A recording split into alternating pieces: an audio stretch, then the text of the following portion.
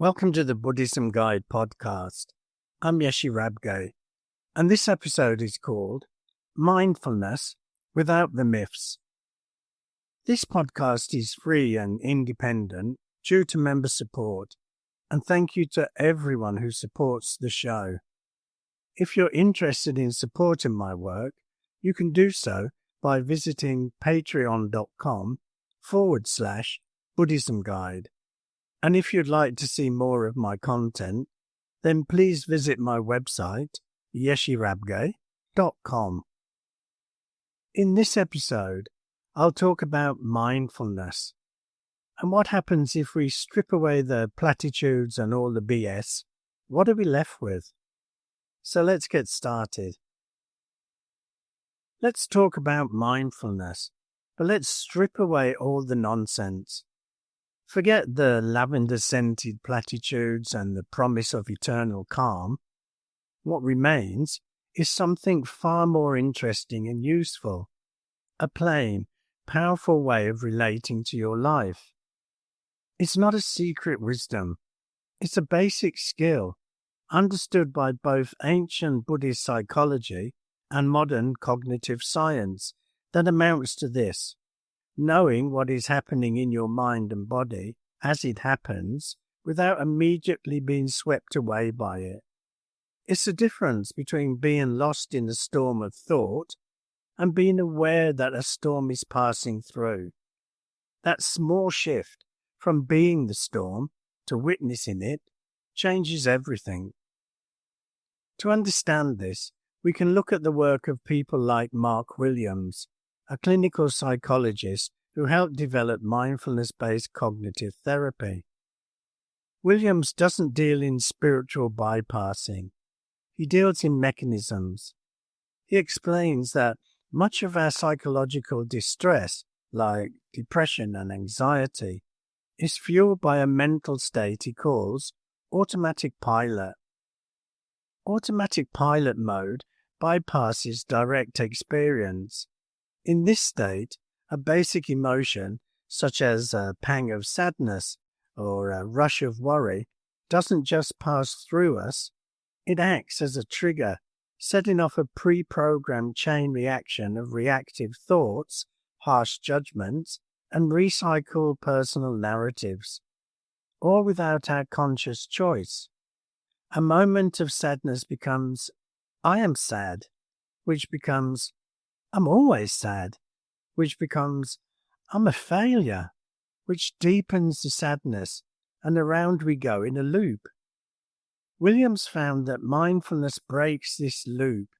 It inserts a pause. It allows us to see a thought as a thought, not as a fact. In that pause, there is choice. This is the practical psychological heart of it. It's a tool of cognitive freedom. This tool is exactly what the Buddha taught over 2,600 years ago, though his framework was one of ending suffering, not just managing mood. His instructions were astonishingly direct and free from myths. He laid out a natural three-part movement of mind: gathering, insight, and kindness. Think of it not as steps to climb, but as elements to cultivate, like tending a garden. First, you must gather the mind. You cannot investigate chaos from within chaos. The Buddha's method for this was always grounded in the body, in the actual tangible present. In modern teaching, this is often translated into the simple practice of finding your feet, your seat, and your breath. This isn't poetic, it's physiological. Right now, feel the weight of your body in the chair. Feel the contact of your feet with the floor. Notice the sensation of air moving in and out of your nostrils, or the rise and fall of your stomach. The breath isn't magical, it's just always there, a convenient anchor. The instruction is simple. Rest your attention on these physical facts. Your mind will wander to a memory, a plan, a worry. Your only job is to notice it has drifted and with a gentle nudge, bring it back to the anchor. This act of gathering is not about achieving perfect stillness. It's the training of the muscle of attention through countless kind repetitions of returning. With a mind that is somewhat gathered, less like a frantic bird, more like one settling on a branch, you can begin the second movement, insight. This is seeing clearly. You begin to notice the patterns. You observe that thoughts have a life of their own. They appear, they linger, they vanish, like clouds in the sky.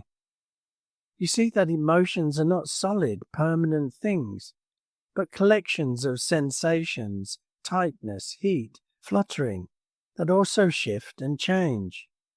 You see the impersonal, fleeting nature of your own experience. In psychology, this is called decentering. It's the moment you realize I'm having the thought that I am worthless, rather than I am worthless. The thought becomes an object in your awareness, not the whole of your identity. This insight is profoundly liberating. It means you're not forever defined by the content of your mind. You are the aware space in which the content comes and goes. But none of this works without the third crucial element, kindness. The Buddha's entire path is steeped in it. This is the part often missed in sterile, performance-orientated takes on mindfulness. If you try to gather your mind and gain insight with an attitude of grim determination and self-criticism, focus, you idiot, stop wandering. You are merely adding another layer of aggression to your suffering. You are fighting fire with fire. Kindness is the essential lubricant. It's the friendly curiosity you bring to the process. When you notice your mind has been planning for 10 minutes, you don't disdainfully yank it back. You softly note, planning, and return to the breath. This is not self-indulgence. It's natural realism. Self-criticism triggers the brain's threat system, flooding you with stress chemicals that make focus impossible. Kindness triggers the soothing system, creating the safety required for learning and change. The Buddha formalized this as loving kindness meditation, but the essence is an attitude, meeting your own experience, however messy, as you would meet a struggling friend, not to fix it, but to say, I see you. This is difficult. I'm here. So why bother with all this? The benefits are not mystical, they're functional. Mindfulness will not make your life perfect. It will not erase pain, loss, or difficulty. What it does is change your relationship to these certainties. It reduces suffering, which is distinct from pain. Pain is the stubbed toe, the grief, the frustration. Suffering is what we add to it, the story of why me, the rage that it shouldn't be this way, the dread that it will last forever. Mindfulness helps you feel the raw pain without automatically adding the layer of protest. It also breaks reactive chains between a triggering event and your habitual reaction. It carves a moment of space. In that space, you gain agency. You can choose to respond instead of being hijacked by a reaction. Finally, it allows you to actually experience your one and only life. How many moments have been missed because you were lost in thought about the past or future? Mindfulness is the ticket back to the taste of your coffee, the sound of rain, the feeling of a deep breath. How do you practice this without myths? You start small and concrete. Forget about hour-long sits. Begin with a single daily routine activity, brushing your teeth or washing a dish, walking to the shops. For the duration of that activity, your sole task is to be there. Feel the bristles, feel the warm water, hear the crunch of gravel. When you float away, just come back. That is the entire practice. You can also use Mark Williams' 3-minute breathing space, a brilliant reset button for the moments of stress. First, for a minute, acknowledge exactly what is happening in your thoughts, feelings, and body. Just name it. Worry, tight shoulders, restlessness. Don't try to change it. Then, for a minute, gather your attention gently to the physical rhythm of your breath. Follow each in-breath and out-breath. Finally, for a minute, expand your awareness from the breath to include the whole body, its posture, its sensations, and hold it all in a more spacious, kind awareness.